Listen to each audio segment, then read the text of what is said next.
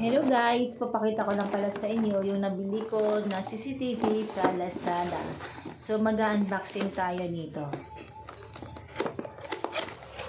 O, ayan, mayroon po tayong memory card.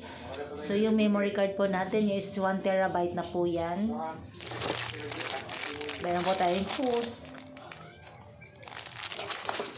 And then, wow! My talks. Wow, ang ganda! So, makita nyo po, dalawa po yung mata niya. Yung isa po, nakatutok lang po sa isang direction. So, naka-steady lang po yan. So, yung isa naman po is umiikot-ikot po siya. So, yun naman po yung saksakan. So, install natin kung paano ilalagay. Okay, so first talanggalin natin yung hose para makita nyo po kung paano siya ikabit. Yan, so yan pa pala pwede yun siya gamit ng diretso sa computer natin yan. Kung mayroon kayong computer. So yun naman po sa saksakan para pag-connecta po siya.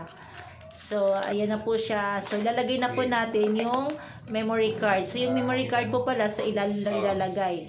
So hindi po siya makikita at safe na safe po siya kahit maulan po siya or mabasa siya sa ulan kasi nasa pinakalooban.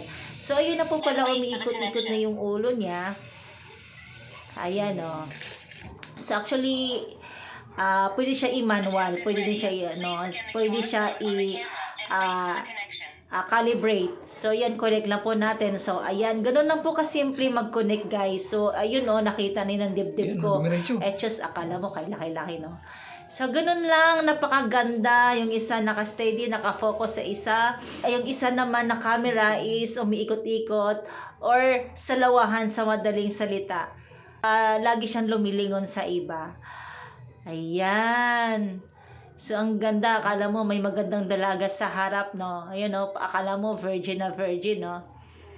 Ang ganda. So, ayun na pa pala, tinetesting po natin kung talaga bang umiikot yung camera natin. So, ang ganda kasi, nabili lang namin siya by one take one. So, mura lang talaga. Ayun, so swerte din kasi mahilig din kasi ako mag-browse sa Lazada. So, may mga nakikita ako na mga naka-sale. So, automatic grab agad.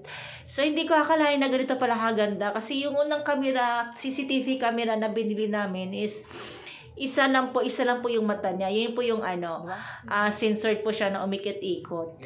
So ito kagandahan kasi dalawa na siya sa isang camera. So pag gusto niyo po mag-order, punta lang po kayo sa Lazada. Okay? Bye-bye!